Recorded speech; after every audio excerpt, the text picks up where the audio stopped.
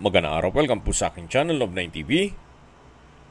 Meron po ba kayong mga properties na napapabayaan or non-performing assets? Plan nyo ibenta, pero wala kayong oras sa pagbenta nito. Kung ito'y pagkakatiwala nyo po sa amin, tag lang po kayo sa aking numero. Usap po tayo, gawan ko po ng video for free. Yes, libre po, wala po kayong babayaran. Tutulungan pa namin kayong mabenta inyong property. Kami na po bala sa marketing, sa boosting or paid ads. Even sa tripping, hindi na po kayo mapapagod sa pag-entertain ng mga buyers. Kami na po bala sa lahat. Tawag lang po kayo. Nandito po tayo ngayon sa Muntinlupa City kung saan meron po tayong bagong video presentation, isang brand new residential commercial building. Napaganda po ng lokasyon nitong property, gawa ng napakalapit lang po sa lahat. Kaya ng SM, sa Pepsi Cola, at lahat ng business establishments. Pati po government offices. Mula po dito sa main highway, ang building po ay walking distance lang. Siguro mga 5 meters. So ilang steps lang po. Nandito na po tayo sa property binebenta kung saan ito po'y brand new. May lot area po ito na 239 square meters at may floor area na 500 square meters more or less. 3-story po ito. Ang ground floor ay may commercial space na glass enclosed, then roll up and down. May toilet and bath, kitchen, storage area, laundry area, at may roof deck. Then sa second floor and third floors ay meron pong 12 units na condo type apartment. May built-in cabinet, aircon, shower water heater, may individual laundry area sa roof deck, then may balconies, fully tiled din po ang hallway, at lahat pong units ay meron na pong individual ng electric and water meter. At dito po sa harapan ay meron pong 4-car garage. Check po muna natin itong commercial space dito sa ground floor. So marami pong pwedeng umupa dito. Pwede pong 7-Eleven, Alphamart, Dali. So kung ano man pong mga convenience store. Gawa nang yan po ang nakadisenyo. So, every corner, meron pong mga outlet. Naka-tile flooring na rin po ito. Then, naka-LED lights. At sa dulo naman po, meron pong access wooden door na papunta sa staff room. Malaki naman po ang espasyo nito. Meron pong kitchen countertop, wall-mounted cabinet. Then, meron din pong storage ng kitchen utensils sa baba nito. May glass block sa dulo, nag-serve sa natural sunlight. Naka-tile flooring, high ceiling. So, pulido po ang pagkagawa, gawa ng ito po'y owner's built. May pagbabago lang sa kanilang mga plano, kaya ibebenta na po ito. Ito po yung shower room na naka-tile bathroom wall at may overhead shower. Then, nakabukod po ang banyo. Labas po tayo para check natin yung kabilang side na kung saan dun po yung toilet. So, dito po yung kabilang side. Ito po yung naka-tile bathroom wall, may bathroom window, then water closet, hand wash basin. So wala po kayong papagawa dito. At yan po yung wooden door. Then labas po tayo. So ganito po kalawak itong commercial space dito sa ground floor. Pag tinaas po yung roll up, glass walls din po yan. Kaya tanaw po sa labas kung ano man ang mga magiging produkto ng uupa dito. Tungkol naman po sa rental, wala pong nabanggit si owner, gawa ng mula pong nung nagawa ito, ay hindi pa napaupahan. As in, brand new po ito. So mga nag-skip po ng video, summarize ko lang po, ito pong property ay nasa Muntinlupa City. At mula po sa main highway, mga 2 to 300 meters lang po. Walking distance lang from the highway. 3 palapag po ito. Ito pong sa ground floor ay commercial space. Then sa second and third floor ay meron pong 12 units na condo type apartment. Dito po sa harapan ay meron pong 4 na car garage. Then may lot area po ito na 239 square meters. At may floor area na 500 square meters. At sa roof deck po ay meron pong service area for each units. So ito po yung daan o hallway na papunta naman sa second floor. Ito pong hagdan ay naka-tiled staircase at metal handrail and railing. Ito po yung glass blocks mula dun sa staff room ng commercial space. So, nandito na po tayo sa second floor.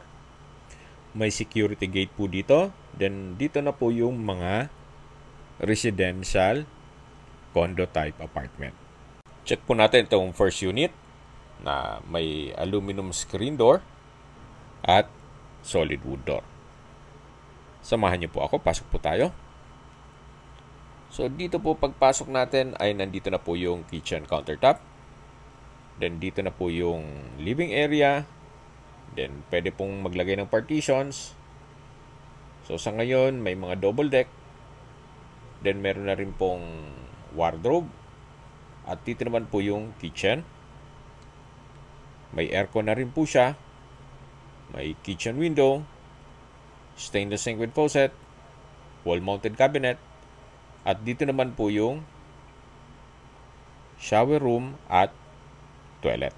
So, ang ganda po dito sa disenyong to, kung sakali man na nagmamadali, yung mag-shower, nakabukod po siya. So, hindi mo na kailangang mag-antay dun sa gumagamit ng banyo. Meron na rin pong water heater set, naka-tile bathroom wall, bathroom window, etong shower room. Then, dito naman po yung toilet, kung saan kumpleto na rin po. May hand wash basin, water closet, tissue holder, tile bathroom wall, at bathroom window. High ceiling din po siya. So, ito po yung first unit. Then, meron pong sliding glass window with the screen. Nag-serves as natural ventilation. So, komportable po ang uupa sa inyo dito. Gawa ng malaki naman ang espasyo. Ito po yung hallway kung saan naka-tile flooring na rin po ito. At yan pong nakikita nyong unit 1, 2, 3, 4, and 5 is identical lang po nung first unit. So kung anong nakita nyo doon, halos same lang po ng floor plan. Lahat po din may cabinets at may aircon. Then, ito pong balkonahe ay meron din pong fire exit. So, ganun din po sa likod, meron din pong balkonahe. So, mula po yan sa third floor, pababa sa ground floor. Naka-tile flooring na rin po dito at stainless po itong railing at handrail. So, yan po yung mga condo type apartment unit. Bali po, dito sa second floor ay meron pong 6 na units. Lahat po yan may aircon at may sariling toilet and bath. Then, shower room. So, mula naman po dito sa second floor, yan po yung steel gate. Ito po yung last unit o unit 6. Then, ito po yung hallway. Yan po yung hagdan na papunta naman sa third floor. Naka-tiled staircase na rin po dito. Samahan niyo po ako, akyat po tayo. So, dito po sa third floor ay meron din pong security gate. Then, 6 na units din po meron dito. So, same floor plan pa rin po. Studio type lang siya. Dito po sa harapan o pagpasok nyo pa lang, nandun na yung kitchen countertop. Then, meron din pong shower room. Then, toilet. Nakabukod po lahat. Meron din pong wardrobe. Then, sa kusina, may kitchen cabinet, kitchen countertop, at lahat ng units ay may aircon. So, dito naman po ay may another hallway. Ito naman po yung papunta sa roof deck. So, dito po ay kung ano yung disenyo ng hagdan sa baba hanggang second floor, ganun din po. Naka-tiled staircase, then metal railing at handrail. Lahat pong units ay may drying cage o service area.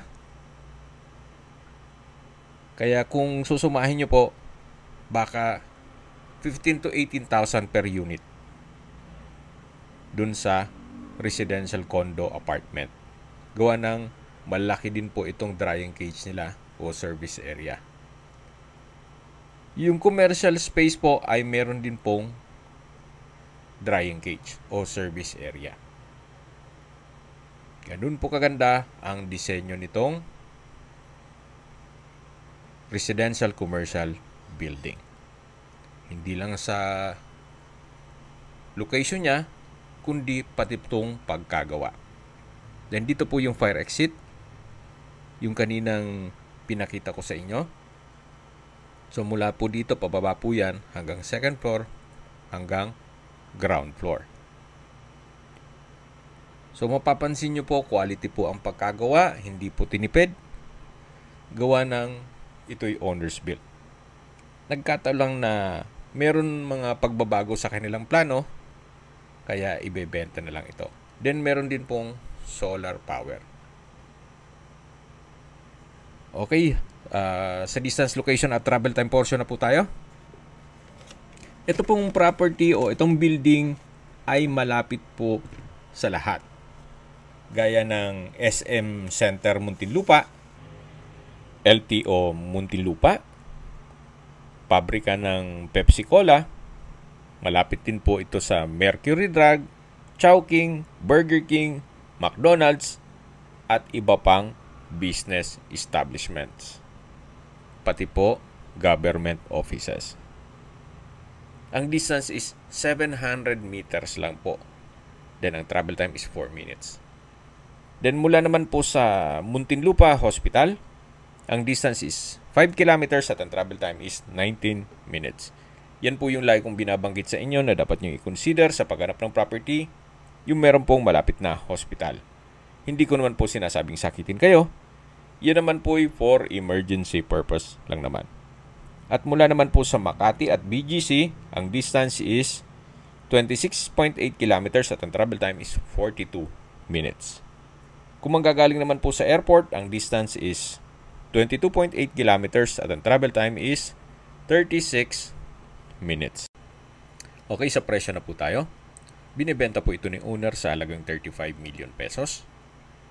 Para sa akin po, fair deal na rin gawa ng sa mahal po ng construction cost, gaya ng material and labor. At ganito pa pong hindi tinipid tong building, fair deal na rin po. At syempre, yung presyo pa po nitong lupa. Para po sa isang income generating property, hindi na rin po masama yung ganitong presyo. At least, ready for operation na po. Kumbaga, ima-manage nyo na lang. So, depende pa rin yan sa inyong assessment dito sa property. Yan naman po'y opinion ko lang naman. Kung may mga katanungan po kayo, tawag lang po kayo sa aking numero. At sa mga kababayan naman natin na sa ibang bansa, meron po akong Telegram. Sa mga iPhone user naman, may iMessage. Meron din pong Imo, Skype, Viber at WhatsApp. Same number lang po, 0917-316-3399. Sa mga nagtatanong naman po ng aming Facebook, meron po kaming Facebook page na Nov9TV at Facebook Real Video. Meron din pong TikTok at Instagram. May ibang YouTube channel po kami na The Nov9TV Channel, Nov9TV Listings, Nov9TV On The Spot, at Nov9TV Updates. Sana po naibigyan nyo ang video presentation. Paki-like and subscribe na lang po sa aking channel para ma-update din po kayo sa aking future listings. Kung sakali po hanap nyo yung mas malaking sukat ng lupa, meron din po kami ibang listings na pwede nyong pagpilian. Huwag po kayo mag-atubiling tumawag sa amin, then let us know your budget para malaman namin kung anong property pwede naming alok sa inyo. Sa lahat pong viewers, subscriber at nagtiwala po sa amin, salamat po sa suporta. Ingat po kayo lagi at yung pamilya. Maraming salamat po.